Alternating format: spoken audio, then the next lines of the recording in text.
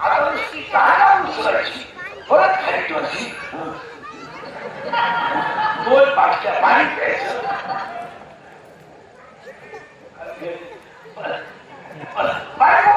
कधी काहीच नाही उचलली आणि म्हणून लोकांनी आता 5 पायऱ्या बंद केल्या आणि म्हणून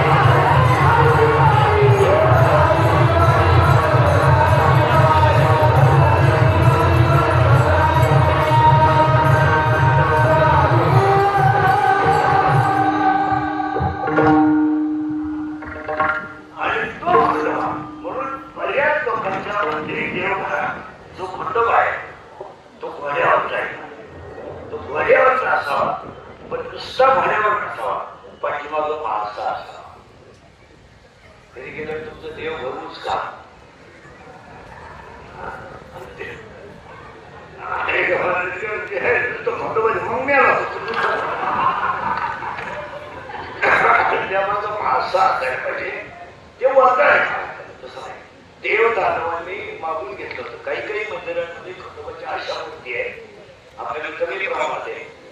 खाली राक्षसी त्याच्या छातीवर एक पाय खंडोबाचा आहे आणि असा मूर्ती आहे.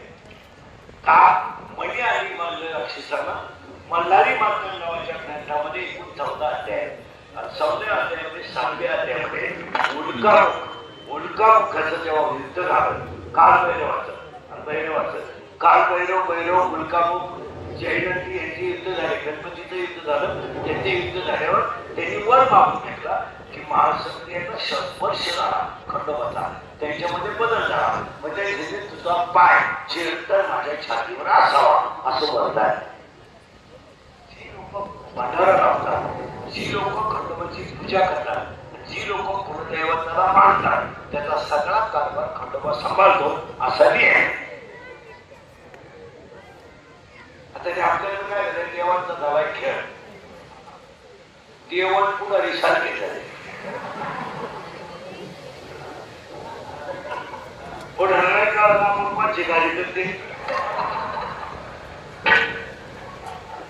आपण हार घेऊन साहेब दुसरे पक्ष केला हार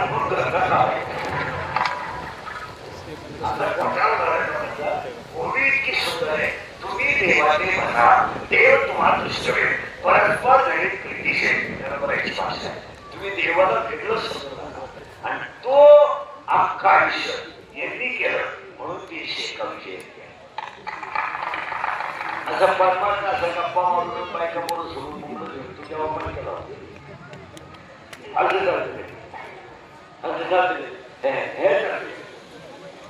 आता ही दोन्ही मुलं वाजवतात याला 4 कारण आहे. हे काय फुकट माहिती याला 4 कारण आहे. यांचा प्रारंभ उत्तम आहे, यांचा प्रयत्न चांगला आहे, यांचा आईवडिलांचा आशीर्वाद आहे आणि संतांचा कृपा आहे.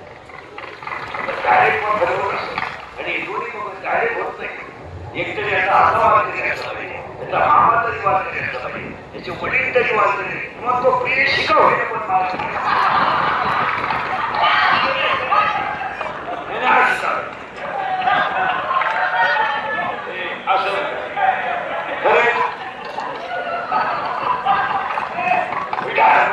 मग खरं बोलल्यामुळे दुसरीकडे पोहोचत येते. मी बोलत हे वाक्य खोटं होत नाही. आत्मा नियम झाल्याशिवाय